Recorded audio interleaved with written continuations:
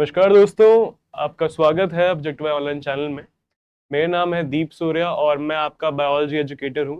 और आज हम स्टार्ट करने जा रहे हैं हमारी प्यारी क्लास 12th की बायोलॉजी। ओके, सो आज का हमारा मेन टॉपिक है कि हम एक बार डिस्कस कर लें कि हमें इस क्लास 12th में क्या क्या चीज़ें पढ़नी है, मतलब कौन कौन से चैप्टर हैं। ठीक है, ताकि हम आपकी और हमारी जर्नी बिल्कुल एक फ्लुएंट वे से चल सके। ठीक है, चलिए स्टार्ट करते हैं। तो आज का हमारे पास टॉपिक है, हम करेंगे ओवरव्यू हमारी पूरी बुक का। ठीक है, हमारे पास जो आपके पास प्यारी सी बुक है बायोलॉजी की क्लास 12th की, उस पूरी बुक का हम ओवरव्यू करने वाले हैं लाइन से कि कौन कौन से यूनिट्स हैं, कौन से चैप्टर्स हैं, हम डिस्कस करने जा रहे हैं। ठीक है, कैसा रहेगा, 11th से अलग है या फिर काइंड ऑफ सेम ही है, ये सब चीज़ें हम डिस्कस करेंगे। चलिए स्टार्ट करते हैं। तो हमारी पहली जो यूनिट है वो है रिप्रोडक्शन। ठीक है, ऑल यहाँ पे आपको यूनिट 6 दिखाई दे रहा है क्योंकि हम 11th एंड 12th को कंबाइन मानते हैं। सो यूनिट 5 तक 11th में हमने ऐड ऑन कर लिया एंड देन यहाँ से हम यूनिट 6 से स्टार्ट कर रहे हैं। ठीक है, तो हमारी पहली यूनिट है रिप्रोडक्शन। ओके, आई गेस आप सबको पता है बेसिक बेसिक क्या होता है रिप्रोडक्शन, मतलब अपने जैसे सिमिलर काइंड ऑफ ऑर्गेनिज्म को बर्थ देना, वो रिप्रोडक्शन होता है। ठीक है, अब इसी के अंदर हमारे पास में 3 चैप्टर्स। चैप्टर 1 हमारा है sexual reproduction in flowering plants, यानी कि इसके अंदर हम बात करने वाले हैं प्लांट्स के बारे में। राइट, हमें अगर आपको दिख नहीं रहा होगा तो इस ठीक है, तो इसमें हम बात करने वाले हैं प्लांट्स के बारे में। ठीक है, हमें इतना तो आइडिया है कि प्लांट्स भी ना दो टाइप के रिप्रोडक्शन शो करते हैं। रिप्रोडक्शन दो टाइप के होते हैं, एक एसेक्सुअल और एक सेक्सुअल।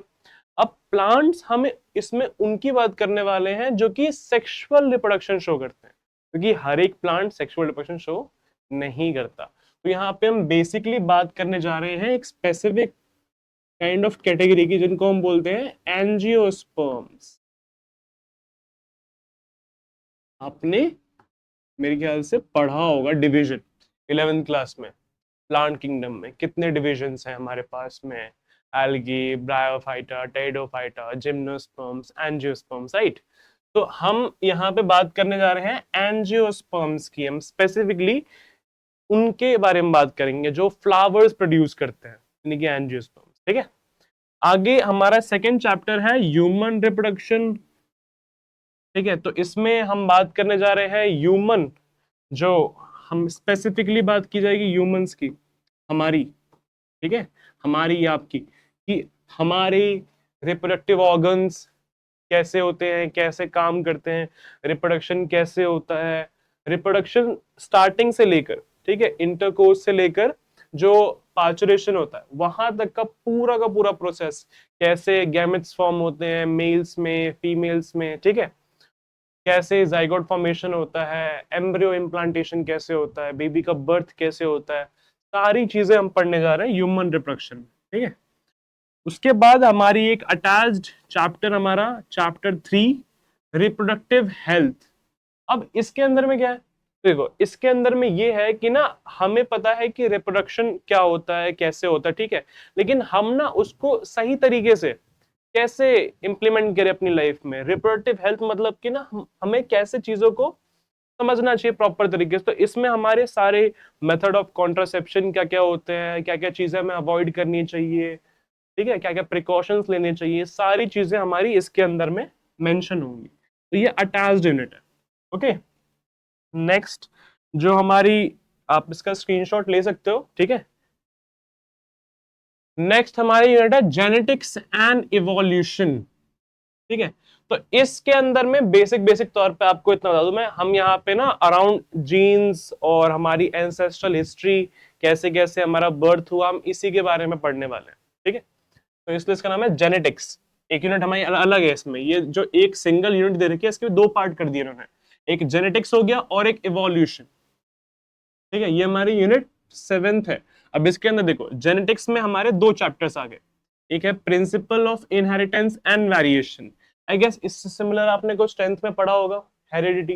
राइट, सो वही है इसके अंदर में, उसी को हम थोड़ा सा अपडेटेड तरीके से पढ़ने वाले हैं।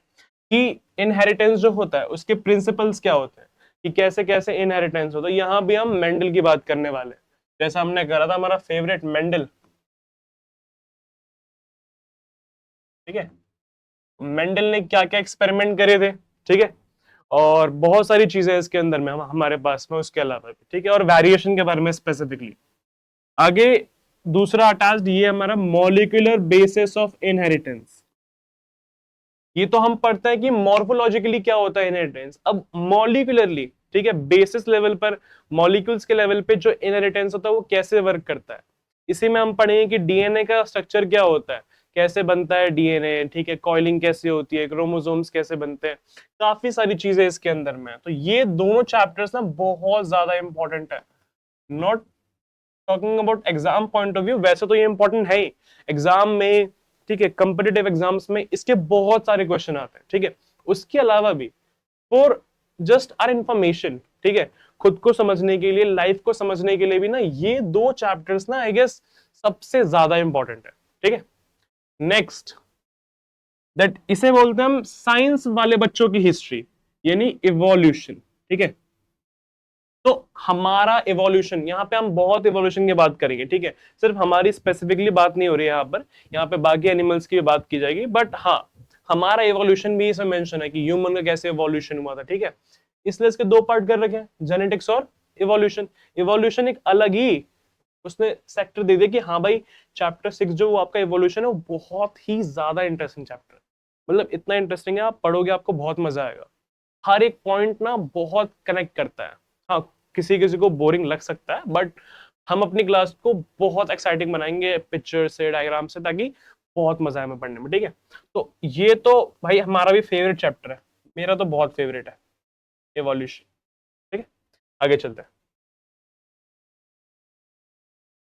हाँ इसके बाद हमारे पास में है बायोलॉजी इन ह्यूमन वेलफेयर, ठीक है।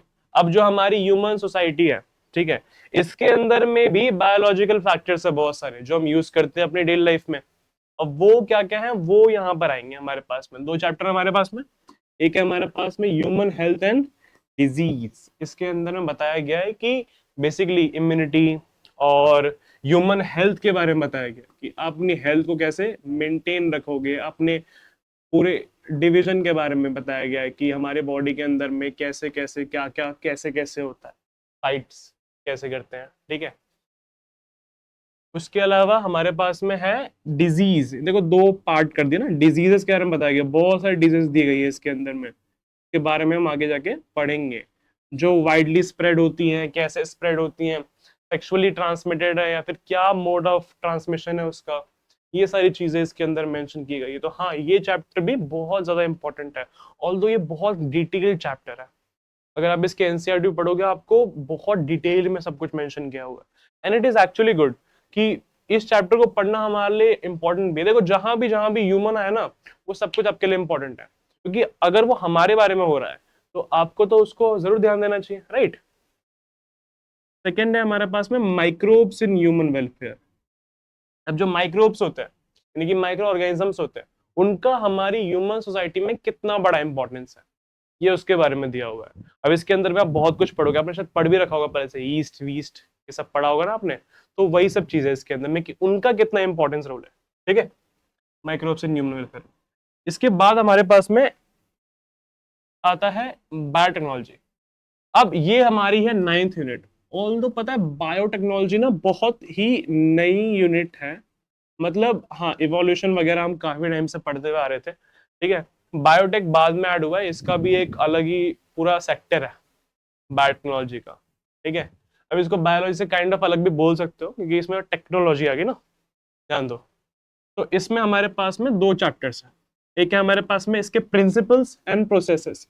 बायोटेक मतलब ना यहाँ पर ना हम बहुत कुछ करते हैं, अगर आप पढ़ोगे ना इस चैप्टर को, हम जब पढ़ेंगे इस चैप्टर को स्टार्ट करेंगे तब तब बहुत मजा आएगा, क्योंकि इसके अंदर में ना हम चीजों को क्रॉस कर रहे होंगे, ठीक है। टेक्नोलॉजी को बायोलॉजी में हम कैसे इंप्लीमेंट करें वो देखेंगे इसके अंदर, मतलब बहुत ही इंटरेस्टिंग है। और नेक्स्ट हमारा है कि जो बायोटेक्नोलॉजी हम करते हैं उसके एप्लीकेशंस क्या है रियल लाइफ में, तो रियल लाइफ एप्लीकेशंस भी देखेंगे हम, इसको क्या क्या एप्लीकेशन होता है, बहुत कुछ है। और क्या इससे बेनिफिट होता है, हाँ बहुत बेनिफिट होता है।